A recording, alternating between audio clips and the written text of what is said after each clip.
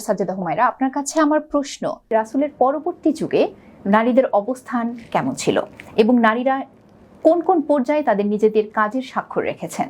আল্লাহ রাসূল সাল্লাল্লাহু আলাইহি সাল্লাম নারীদের জ্ঞান অর্জন এবং সোশ্যাল সার্ভিসের পথকে সুগম করে দিয়েছিলেন, এবং এই ধারাবাহিকতা শুধুমাত্র নারী সাহাবীদের পর্যন্তই সীমাবদ্ধ ছিল না, বরং পরবর্তী যুগগুলোতেও আমরা দেখি এমন অনেক নারী স্কলার ছিলেন যাদের জ্ঞান এবং কাজের প্রতিফলন সেই সময়কে উজ্জ্বল করে তুলেছিল।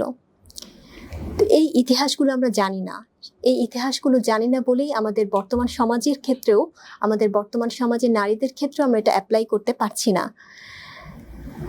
আমি কয়েকটা উদাহরণ দিতে চাই। সপ্তম এবং অষ্টম শতাব্দীতে আমরা এমন কিছু নারীদেরকে পেয়েছি যারা কাবার হাতিমে বসে এবং মসজিদে নববীতে বসে শিক্ষা দিতেন। সেখানে নারী এবং পুরুষ উভয়ই অংশগ্রহণ করতেন।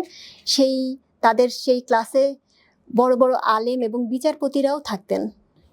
ইসলাম নারীকে অধিকার দিয়েছে বলেই, মর্যাদা দিয়েছে বলেই সে সময় নারীরা আল্লাহ রাসূলের রওজার সামনে বসে ক্লাস নিতে পারতেন।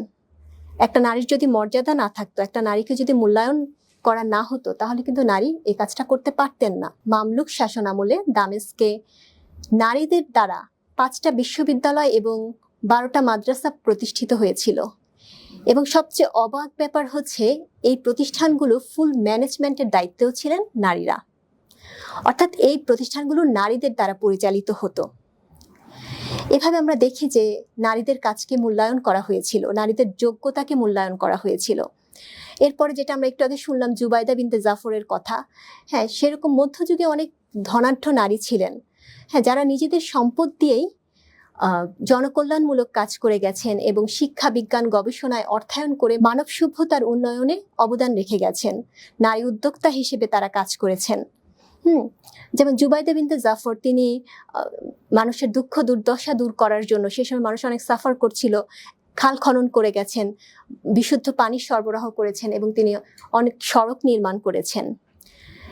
এভাবে আমরা দেখি যে নারীরা সে সময়ে সমাজে তাদের যোগ্যতা দিয়ে অবদান রেখেছেন, বিভিন্ন ক্ষেত্রে অভূতপূর্ব অবদান রেখেছেন এবং তারা তাদের যোগ্যতার প্রমাণ দিয়েছেন।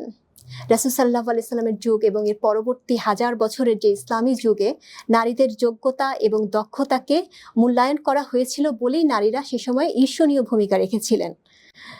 তো আমি সর্বশেষে একটা কথা বলে শেষ করতে চাই যে সমাজের এক অংশকে বাদ দিয়ে যে আরেক অংশ কখনোই উন্নত হতে পারে না, একটা সমাজ উন্নত হতে পারে না, এই সত্য আমাদেরকে অনুধাবন করতে শিখিয়েছে ইসলাম, এবং এই কথা নির্দ্বিধায় বলা যায়।